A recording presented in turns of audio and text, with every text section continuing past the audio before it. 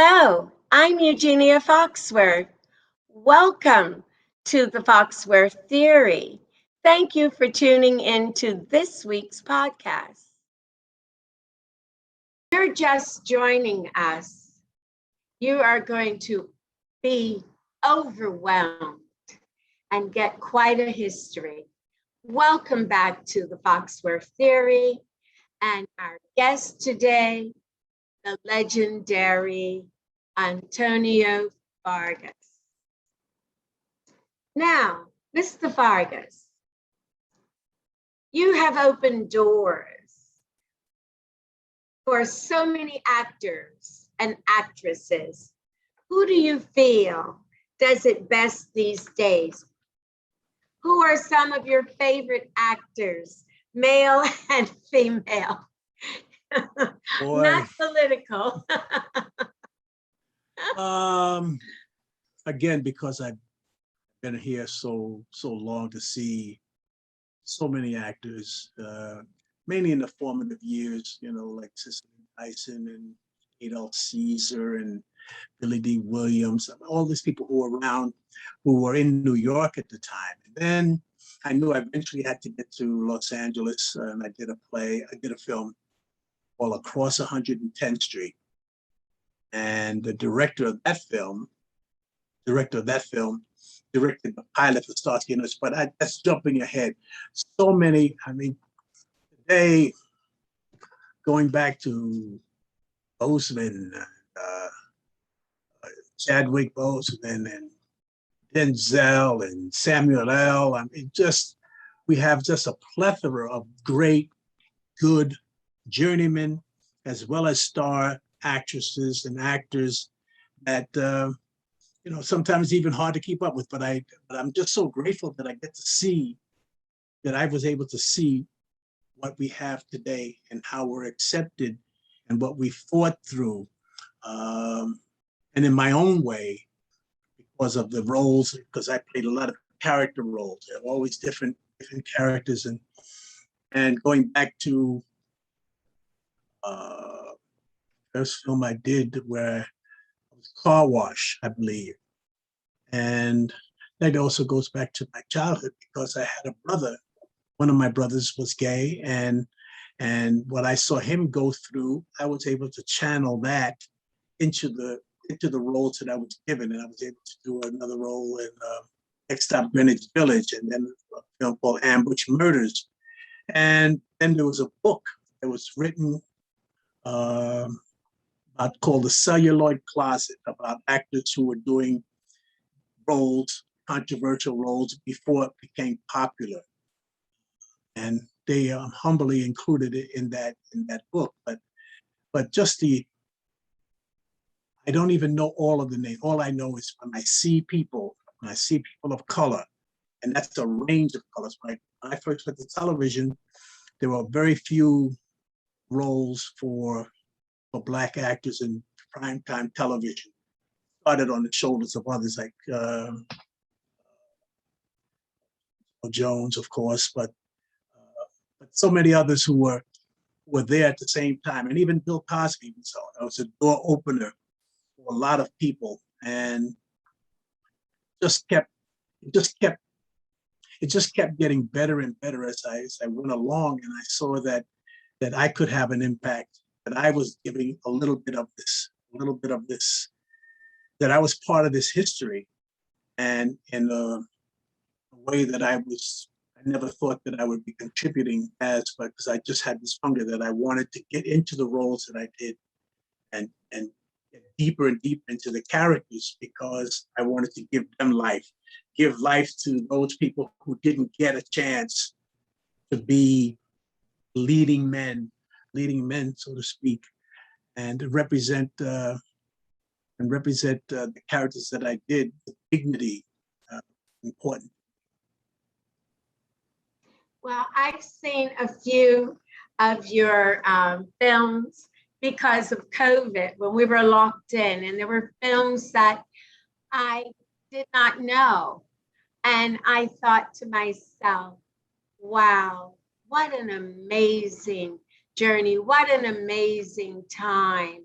And I thought back on things that I read, and I thought, uh, how did they do it? Right now, it's given, but it wasn't given to you then.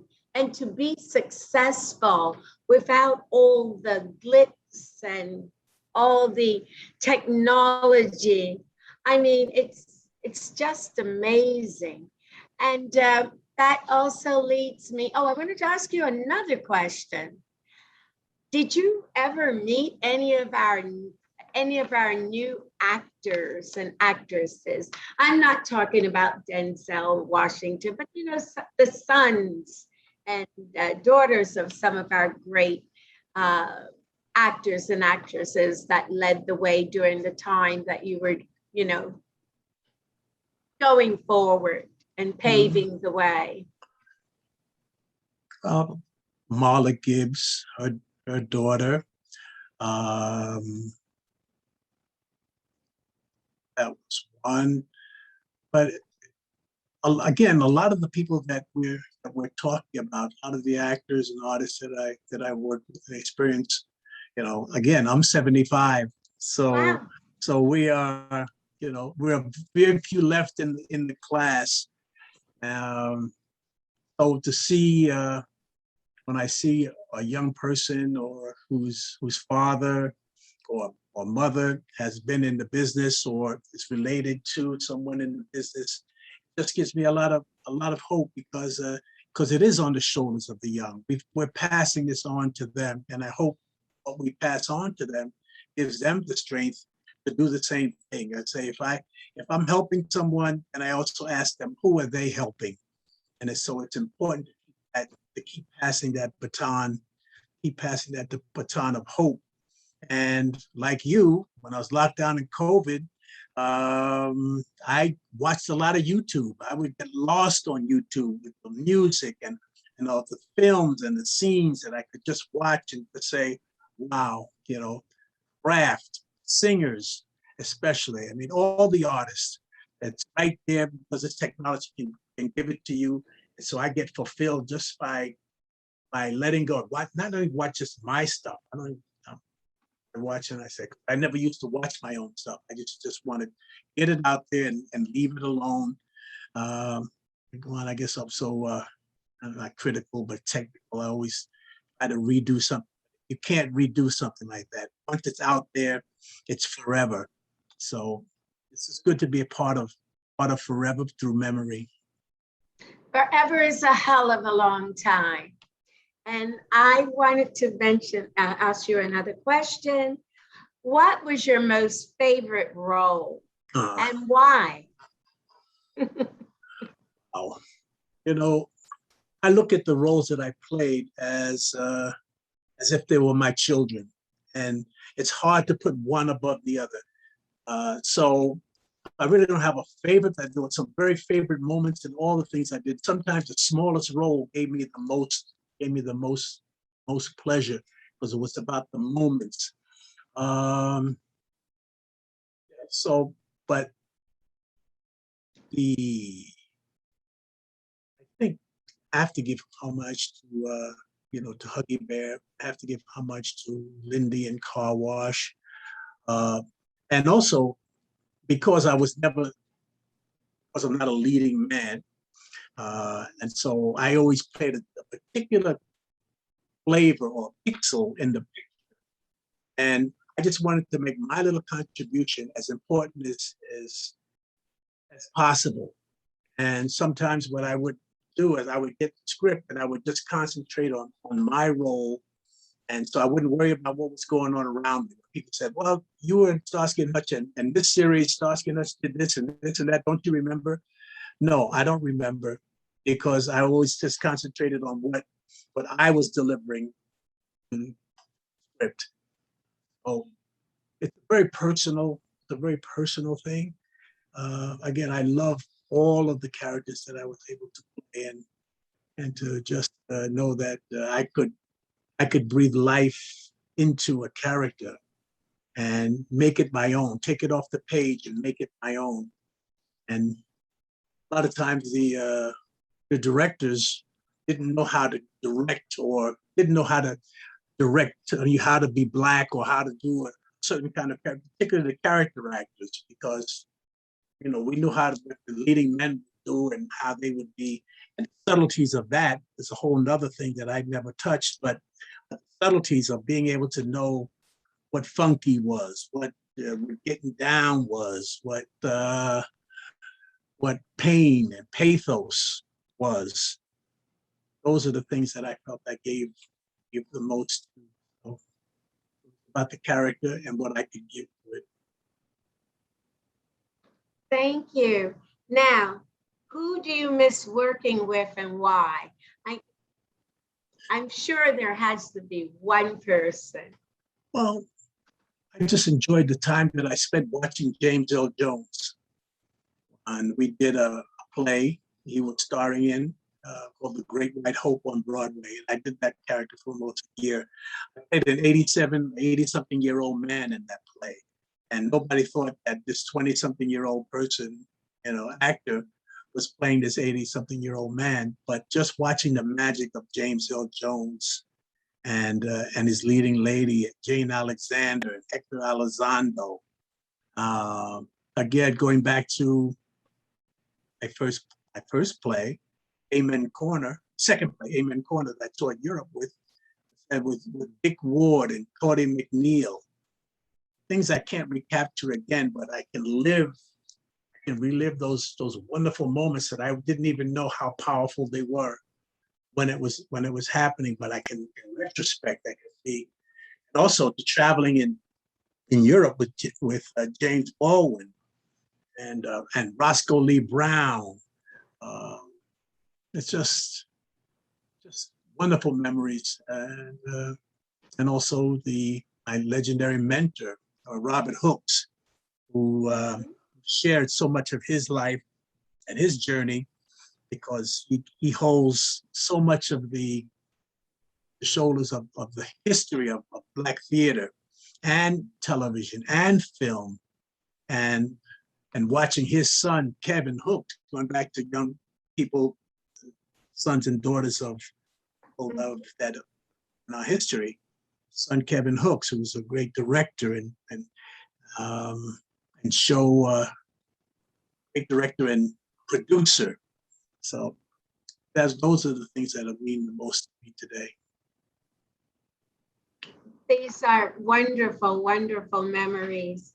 And when you said 75, I know that you've done all these films, but you lived an amazing life, because it's within you and it's showing now. And I'm just so honored. Now, right now, as usual, we have to take a break, and we will come back shortly to the Foxworth Theory and the continuation with the legendary Antonio Fargas. Thank you. Now, to continue this wonderful conversation that I do not want to end, but eventually it will. So I'm just getting to it now. There's so much that it's just holding me. What were some of the favorite roles from when and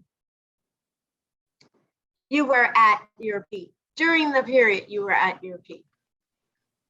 And please say the date, because that's something that I'm sure our audience would like to know.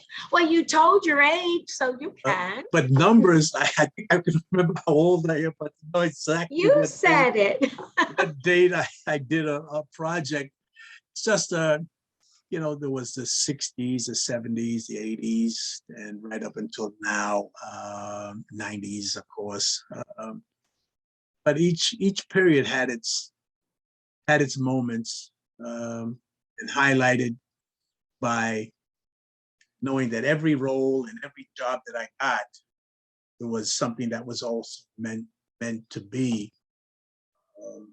I guess you could say, because it's the most powerful medium we have in the world, is television. And now, because of streaming, it's even more powerful, the internet and all that. But But to be known for a role after 61 years, but to be known for the 4 years that I did in Starsky and Hutch, character Huggy Bear, which started in 1974, 75, and ended in 79. We did 5 full seasons, actually. And it seemed like it went on forever, but to be syndicated in over hundreds of countries and to go around the world and see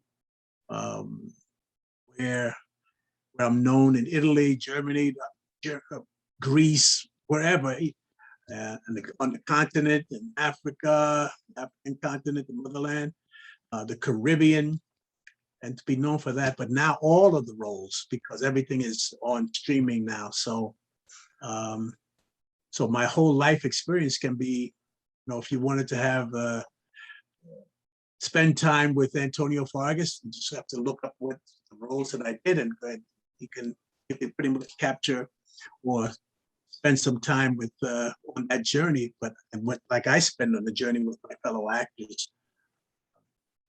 I can't say exactly. I know theater has been a most important part because theater is the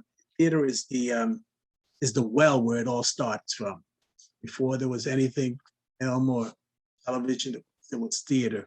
So theater is very dear to my heart. Time that I spent on stage, and mostly in New York, and then also around the country, and then also in Europe. During the play that I did at the Edinburgh Festival, Amen Corner, the producer of the Beatles, Brian Epstein, saw the play, heard about the play in Edinburgh, and invited us back to play on the West End in the theater that he had purchased, called the Savile Theater. So at 19, I was playing on the West End in London. That was the time when the Beatles came out with their movie Help. So that was a precious time.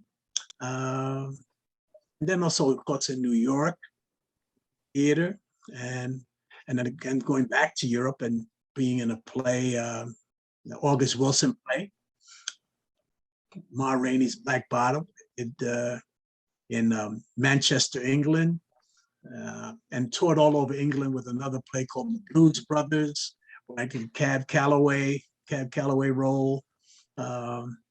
Just so many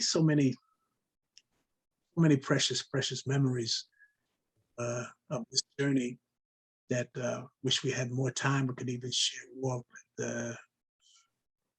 but the time that I'm spending with you and just in going through this, and I just want to thank you, number one, for having the courage and the foresight to join the podcast world, and to be with you. It's an inaugural show is creating another precious memory, and I thank you so much for all you've given. And now, I thank you because this is a gift to me from you. But but we all love Starsky and Hutch. I mean, I'm sure everybody called you Huggy Bear, but how did you get that role? let's see. Again, I heard about a film that we're casting in New York, and in New York, we were such a tight family of actors that if you went up for a role and you had friends you knew about, if you didn't get the role, and you hoped that your friend would get it. And so I met with some friends, and we went down for a film about called Across 110th Street. And the director of that film, his name was Barry Shear. It was with Anthony Quinn, Yaphet Kotto, and wonderful actors, and my friend Ed Bernard, and wonderful actors.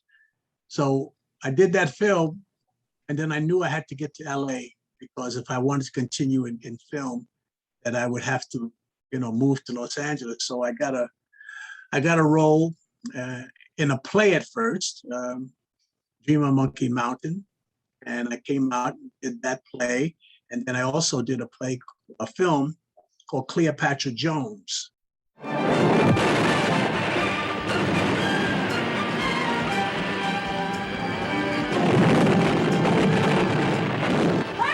Man, that broad is 10 miles of bad road.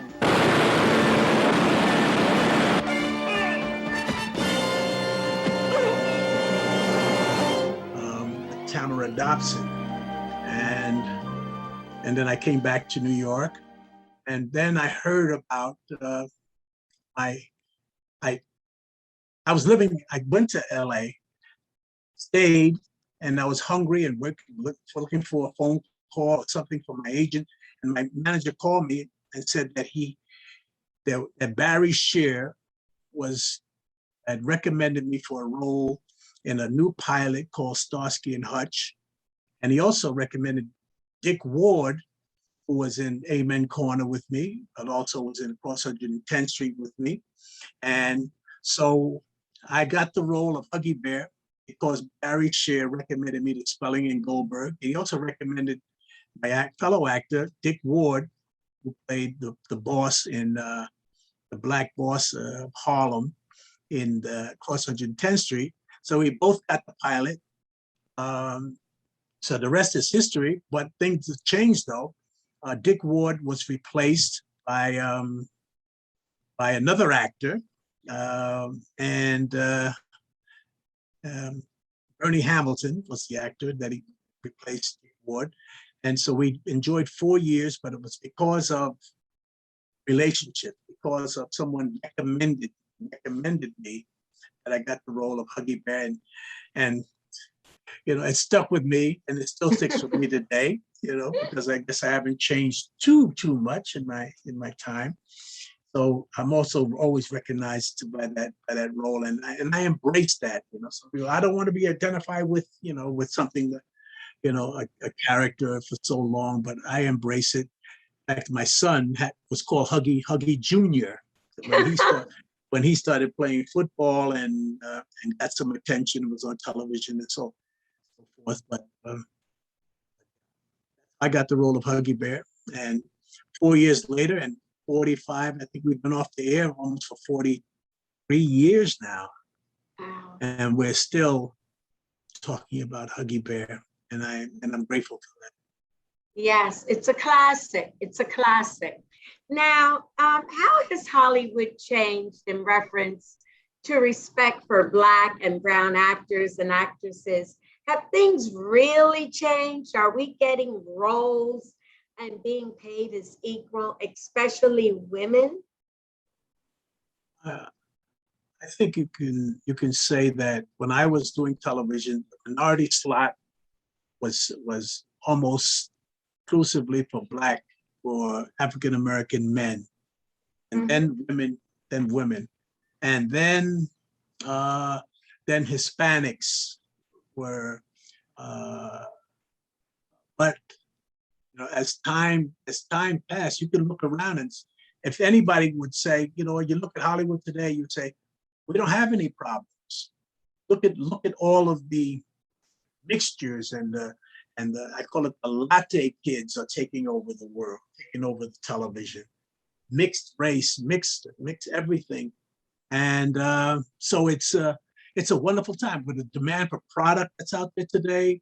There's almost, but the respect for the craft is what I'm really concerned about, is that we have a respect, because people think you can just walk off the street and do these things. And some people have done that. I didn't have any experience. I just walked off the street out of the projects and was on a dream.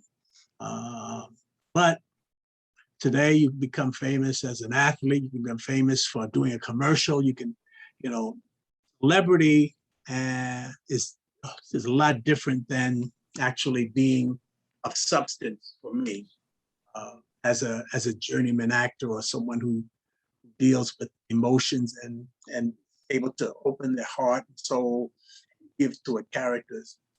But hey, it's a better world. I couldn't say it isn't, but it's standing on the shoulders of the times when we weren't represented. Some of the highest paid actors today, highest paid athletes today, all African American or mixed race, and I think it's a wonderful, refreshing world, and in showbiz. But they're standing on your shoulders because And many others. Yes, yes, and many others. Absolutely. Now, I think I'm getting down to probably an interesting what question? Yes, what should I ask? Okay, this is it. What is your most favorite project you have worked on?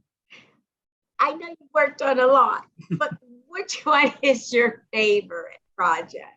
You have to have one. Oh, to be honest, the greatest project or role I'll ever play is the role of Antonio Fargas.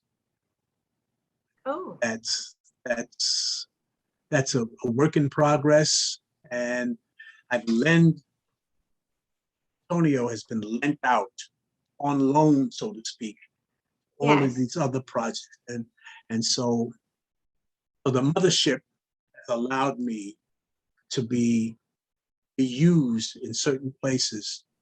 Like I said, I don't put one thing over another, one project over another, because it's the smallest thing. It's in the details. It's in the details.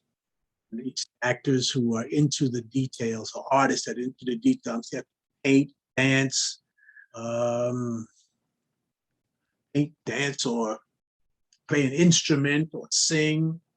Uh, I see the beauty. I see the beauty of the gift, and I've been just given a gift that, and I've been used in a certain way. So my greatest project basically is try to be the best Antonio that I can be, the best grandfather, the best husband, the best friend, um, and that's on a daily basis. Best person, because if you weren't, you wouldn't be on the Foxworth theory. And if you could change anything from your past, what would it be? Just started loving myself sooner. That's important, but that comes with age and time and Yes, the wear gift. and tear of others. Yes, Mm-hmm. absolutely. I agree with you. I am interested in with the legendary Antonio Fargas is telling us. It's an education. It is a small documentary of who he is and what he's done and how we have grown to appreciate him. Now, what's next for you, Mr. Fargas? What is next for you? I try to live each day, as I said, giving something back. That whole cliche about giving back. Because as a young actor and a young person and on the journey, it's about, how much we could take, how much we could, and and and it really wasn't. If you get to be able to stay on the planet long enough to where you make that turn where you're giving back. So giving back in my community here in Las Vegas, or wherever I go, being encouraging, leaving a parking place open for others, you know, not getting upset, finding peace and serenity. I don't worry about what the next job is. I think it's a young people's world, and I'm just trying to make it leave it as a little bit better than when I arrived, and be a part of that, be a part of the success of keeping us, or being supportive of the young people. So I did a film last year under COVID restrictions, in a film in St. Kitts in the Caribbean. I think that's going to be released soon. And the year before that, I did another film in England. So that's the last major projects that I've done. And again, I just know that the sun comes up tomorrow, and I'll always have some opportunity to be the best I can be, and lend myself to, hopefully, to another project, if that's what it calls for. Well, I think it's been a marvelous visit. I don't even call it a podcast. This was a visit.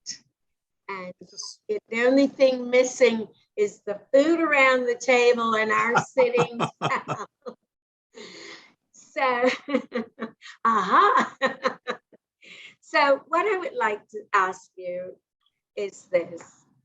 I know you said the next films that you will be doing that should be released in December, but how can we follow you?